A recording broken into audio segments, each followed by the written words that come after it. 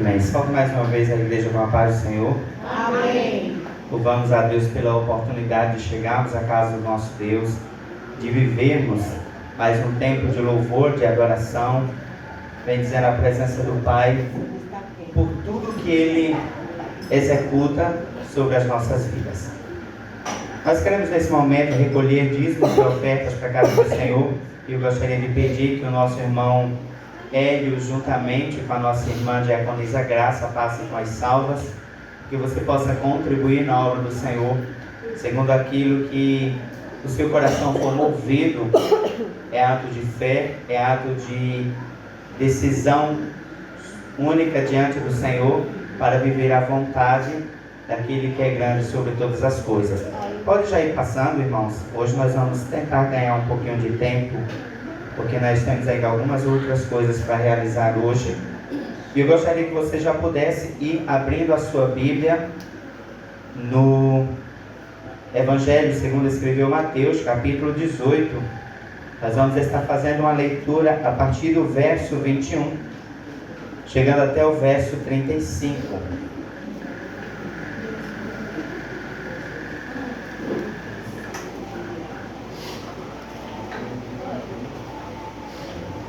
Evangelho segundo escreveu Mateus, capítulo 19, ou melhor, capítulo 18, a partir do verso 21.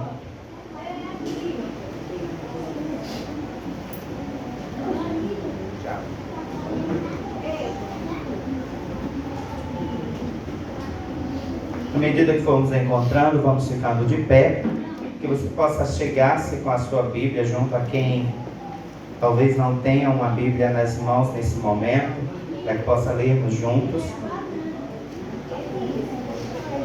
Evangelho segundo escreveu Mateus, capítulo 18, a partir do verso 21, que diz assim: Então Pedro, aproximando-se, perguntou a Jesus: Senhor, até quantas vezes o meu irmão pecará contra mim, que eu lhe perdoe?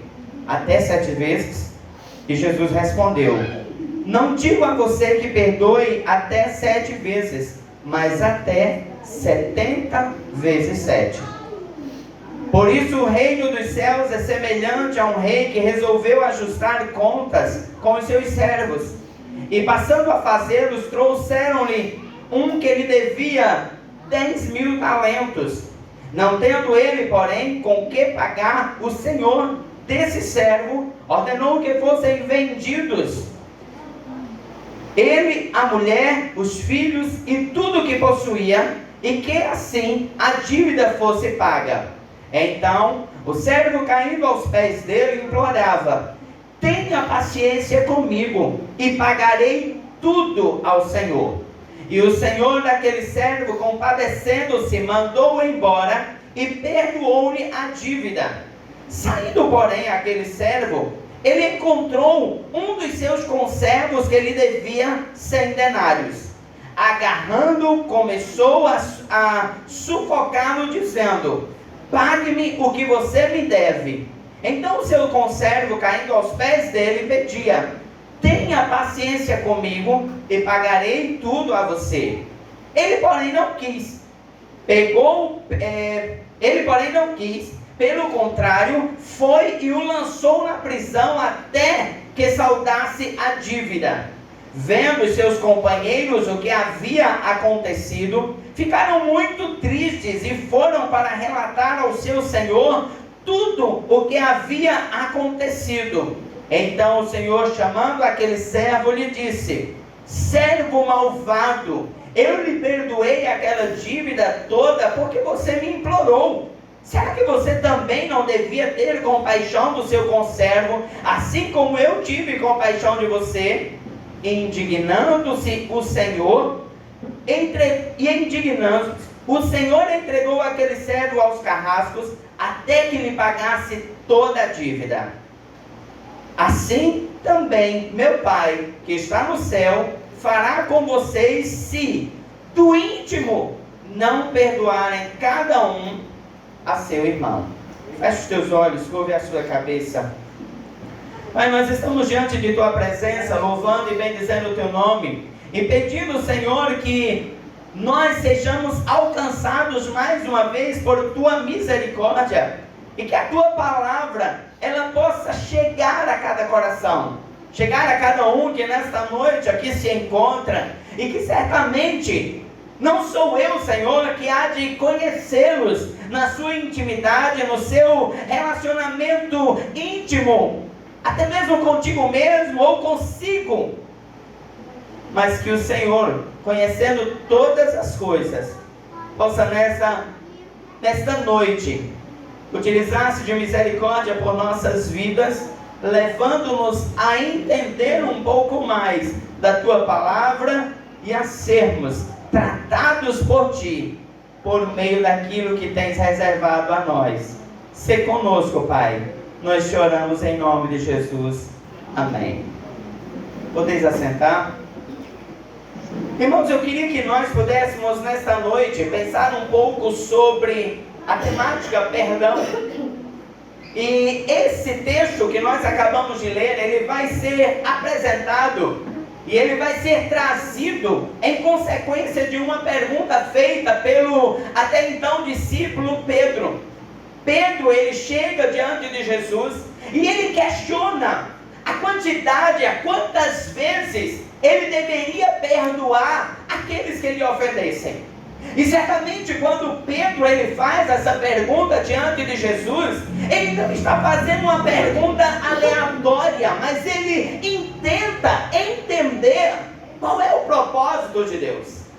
Mas é interessante nós observarmos que a pergunta do discípulo Pedro a Jesus, dizendo quantas vezes ele deveria perdoar aos que lhe ofendessem, é seguido por uma pergunta que, de certa forma, queria induzir uma resposta favorável àquilo que ele desejava ouvir. Quando Pedro ele faz essa pergunta, ele logo diz: Senhor, eu devia perdoar 7 vezes? A pergunta de Pedro é uma pergunta maliciosa, uma pergunta que ele faz ao Senhor, e ele diz: Senhor, eu estou vendo que muitas pessoas, certamente alguém diante de Pedro já havia ofendido não por 1, 2 vezes, mas por várias vezes, e ele agora está dizendo: Senhor, será que eu devo parar de perdoar? Será que eu devo não mais me preocupar em fazer com que aquela outra pessoa ele possa manter um bom relacionamento comigo? Mas a resposta de Jesus, ela vem de uma maneira exagerada, quando ele diz: não, Pedro, você não deve perdoar 7 vezes, mas 70 vezes 7.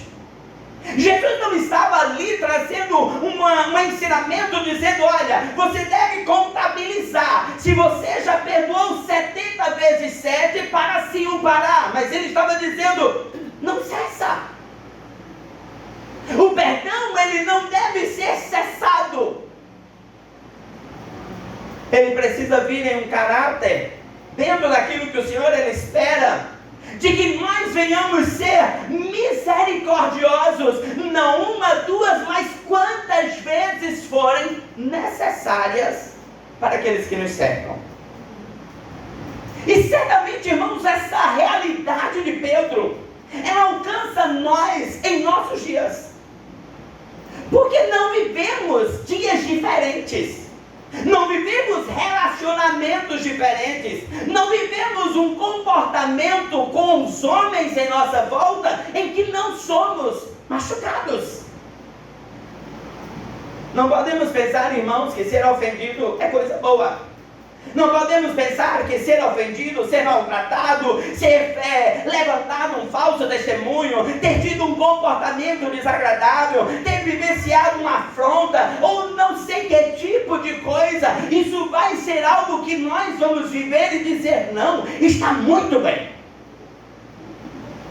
Mas Jesus está agora apresentando por meio de uma parábola um comportamento que vai apresentar aquele que deve ser o caráter moral e ético daquele que serve ao Senhor. E ele está dizendo: olha, havia um homem, e este homem era um rei, E ele chama um dos seus servos que estava lhe devendo 10.000 talentos. E queridos, na moeda de hoje, 10.000 talentos seria algo na ordem de 1 bilhão.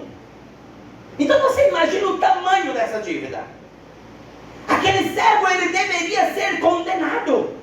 Aquele servo deveria ser lançado em uma prisão, e segundo a ordem do rei, os seus parentes, esposa e filhos, deveriam ser vendidos por escravos, até que toda a dívida pudesse ser executada. Mas aquele servo, ele clama por misericórdia. E aquele rei, naquele momento, olha e diz: eu vou lhe perdoar.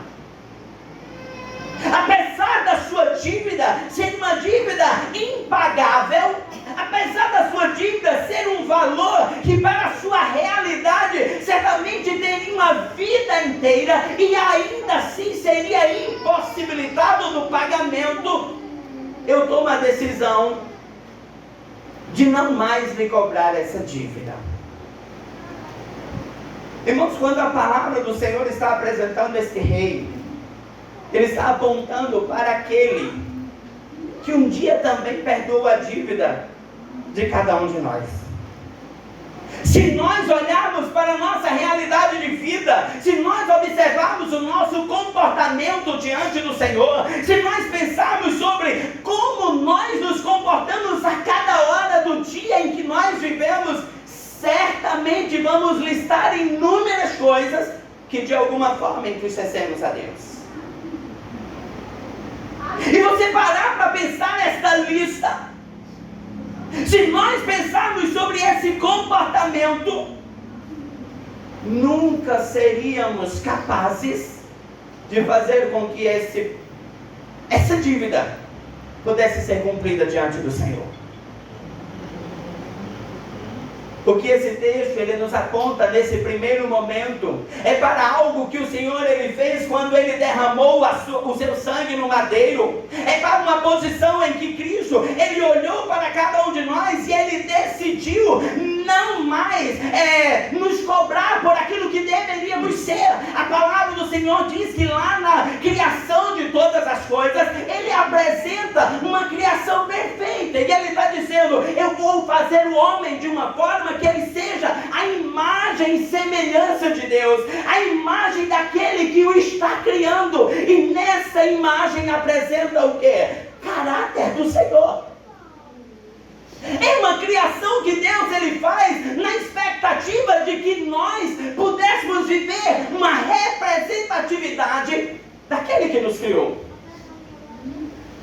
Mas quando Adão e Eva, eles pecam, o pecado adentra a humanidade, o homem agora é vivenciado em um gene de pecado, onde isso vai passando de pai para filho, e já não mais temos a capacidade de nos livrarmos desse mal, a não ser que aquele a quem nós devemos perdoe a nossa dívida.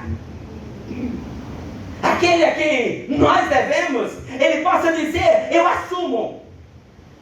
E ele assim o fez quando ele morreu na cruz. Quando nós ontem conversávamos com os jovens que estávamos preparando para o batismo, nós falávamos sobre essa salvação. Uma salvação que olha para cada um de nós, não considerando eu vou assim o fazer porque em algum momento Isaac vai ser diferente. Ele apenas diz: eu assumo o pecado, a carga de pecado. Quando Isaías, ele diz: tem um que não tem aparência e ele há de assumir o nosso pecado, o nosso castigo. Ele aponta para esse rei.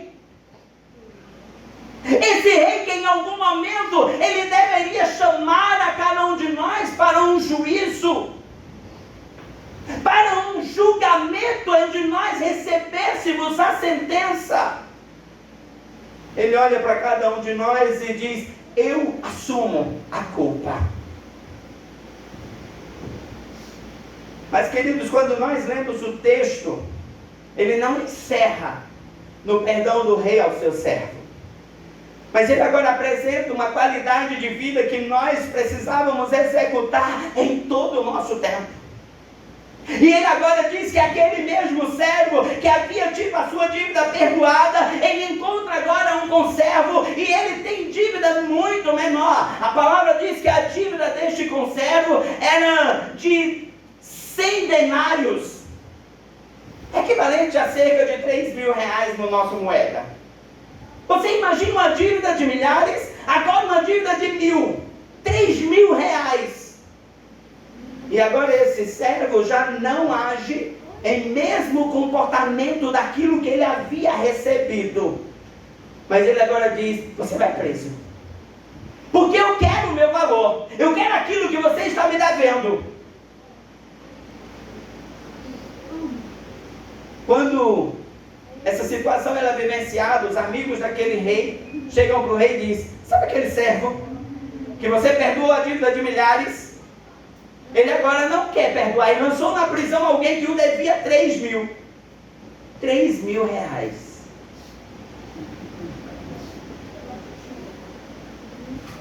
No verso 35, ele vai trazer então aquilo que o Senhor ele espera que nós assim vivamos.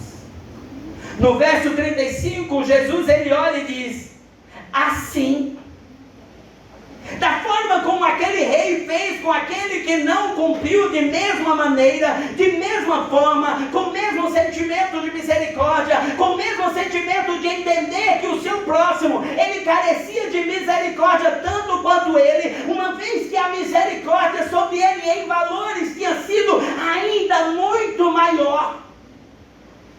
Ele olha e diz: deixa eu dizer uma coisa a cada um de vocês. Deixa eu dizer uma coisa a você, Pedro, que me faz essa pergunta. Se você não agir da mesma forma que o Pai, que está no céu, Ele age. Se você não tiver o mesmo ato de misericórdia que o Senhor um dia teve por sua vida, que o Senhor um dia dedicou a sua vida, Ele há de fazer com você da mesma forma que foi feito com este servo, que agiu contrário à vontade do Senhor.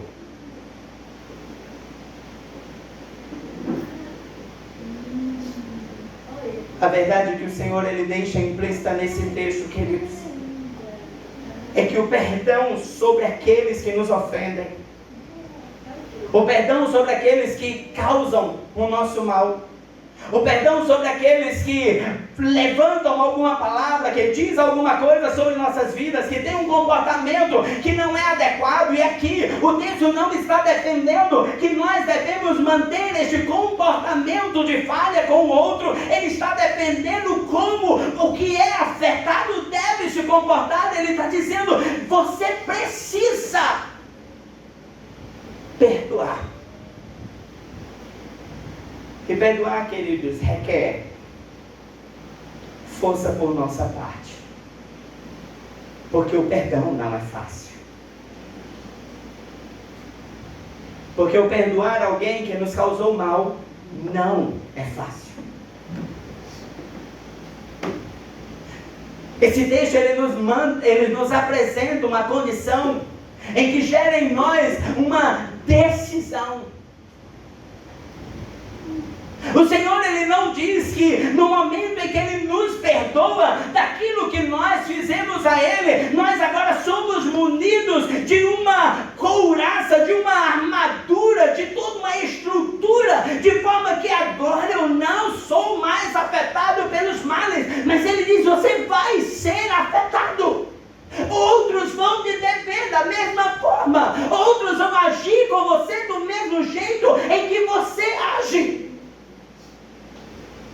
A dificuldade, queridos, é que nós, em nossa condição egocêntrica, nós temos uma facilidade de nos achar justificados.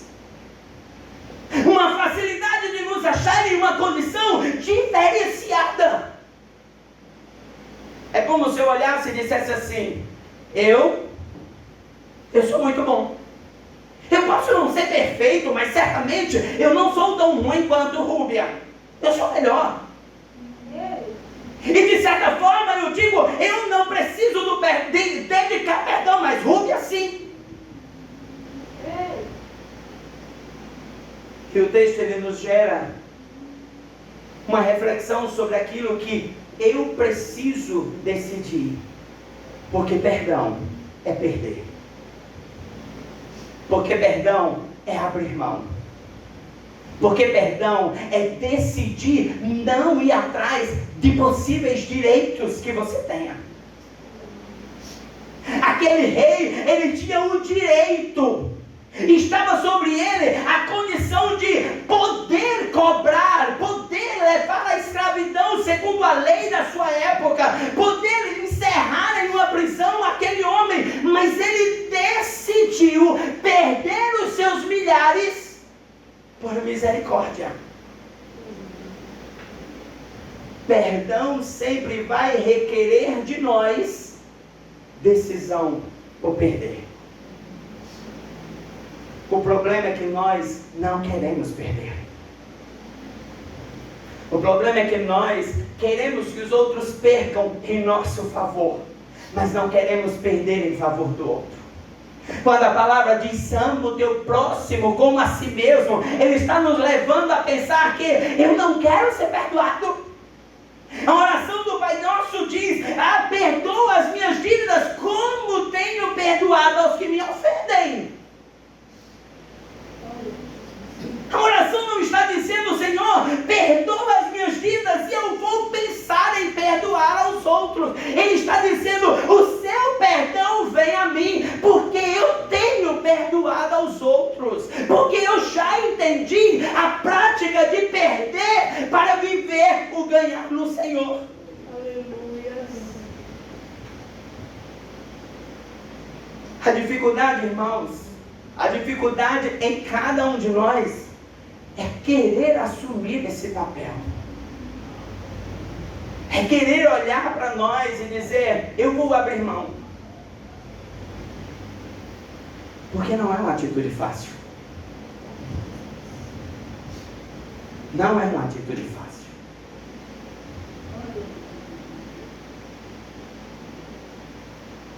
Não é uma atitude que vai chegar e dizer assim: eu estou lhe ensinando isso, e a palavra está lhe ensinando isso, e Jesus está falando isso, porque é uma prática que você vai considerar de maneira muito simples.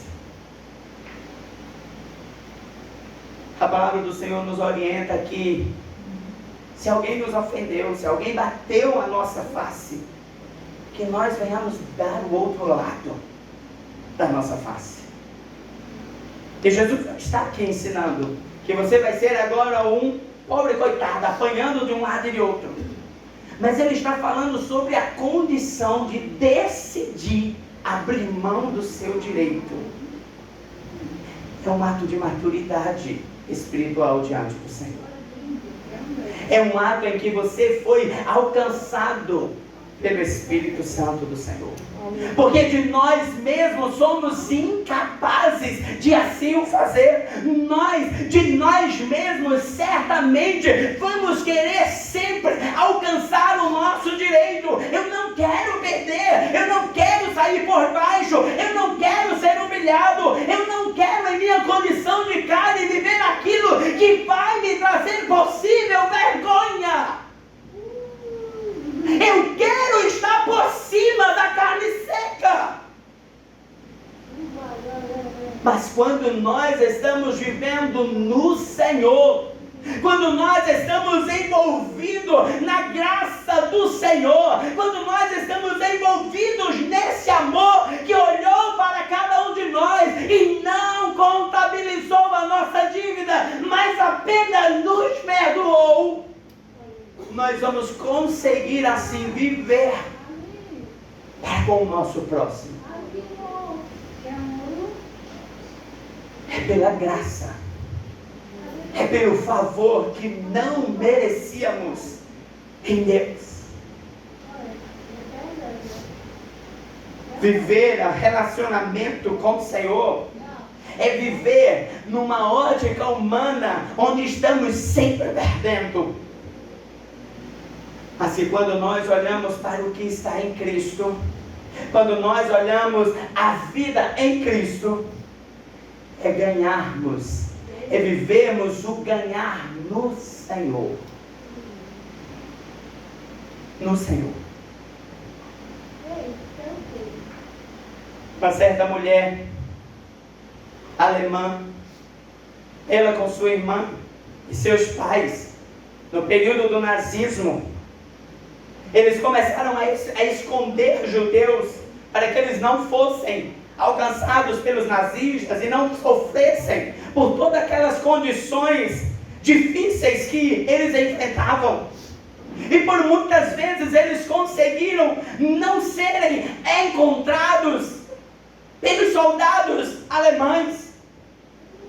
Mas tem um determinado momento em que aí eles já não conseguem, os alemães encontram aquela família, descobrem os esconderijos dos judeus e levam aquela família para os campos de concentração. Naqueles campos de concentração, o pai daquela jovem é torturado ao ponto da morte, a mãe daquela jovem é estuprada, ela e sua irmã são estupradas, a sua irmã vem a óbito por causa daqueles campos de concentração. Até que um dia, a embaixada dos Estados Unidos retira aquela mulher dos campos de concentração e ela volta para o seu... Melhor, ela é extraditada para os Estados Unidos. E agora ela decide viver, continuar vivendo na pregação do Evangelho do Senhor. Muitos anos depois, aquela mulher é levada a ministrar em um congresso na Alemanha.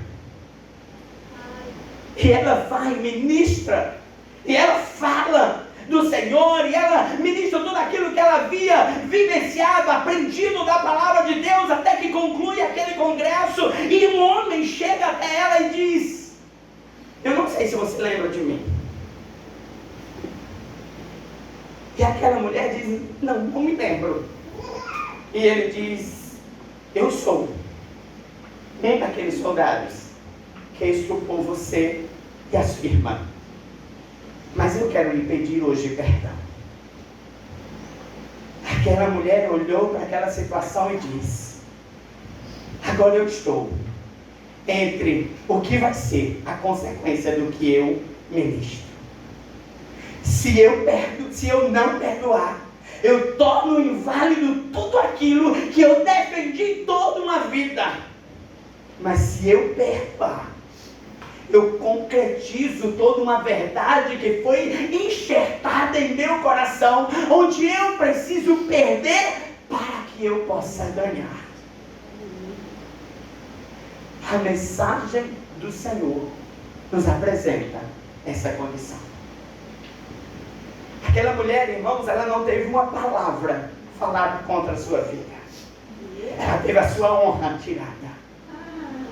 Ela teve a morte do seu pai, a vida do seu pai tirada. A vida da sua mãe, da sua irmã tirada. Ela agora estava sozinha, vivendo a consequência do que aquele homem e outros haviam feito à sua família. Mas ela olha e diz: eu preciso viver o reflexo daquele que me escolheu. E ele me escolheu para amar aquele que está ao meu lado, independente de quem ele seja. Porque ao final das coisas, mais carente está ele por não conhecer a graça redentora do Senhor. Viver para Cristo, viver o caráter moral e ético de Cristo, é viver o perder. E a instrução que o Senhor ele deixa para nós nesta noite é que você deve perdoar. Não uma, não duas, mas você deve perdoar quantas vezes forem necessário. Porque a sua dívida, uma dívida impagável, uma dívida que você jamais conseguiria executar, o Senhor Deus Pai pagou entregando o seu único filho para morrer em uma cruz no Calvário, para ter um sangue inocente derramado por cada um de nós. Na oração de Jesus, pouco antes dele subir ao madeiro, antes dele ser preso, lá em João ele vai estar sendo descrito, ele diz: Senhor, eu oro, Pai, por esses que aqui estão. E ele apontava para os discípulos que ali estavam com ele, mas ele diz: eu também oro por aqueles que haverão de ser alcançados por esse ato de sacrifício, por esse momento de condenação. O sacrifício do Senhor apontava para a minha vida e para a sua vida. Porque nós jamais seríamos capazes de remir os nossos pecados, mas Ele fez por nós. Ele nos perdoou. Ele nos amou. E a instrução que Ele deixa para nós, que nós, se não perdoarmos do íntimo, e Ele não diz um perdão aleatório, mas um perdão sincero, eu viverei a condenação eterna, tal qual aquele servo que não perdoou o seu conservo. Que nós possamos refletir sobre tais palavras.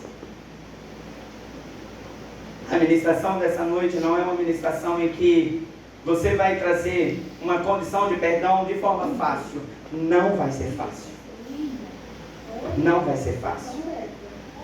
Mas esse é o caráter de alguém que entendeu quem é o seu Senhor. Quero lhe convidar a ficar de pé. Nós vamos orar ao nosso Deus.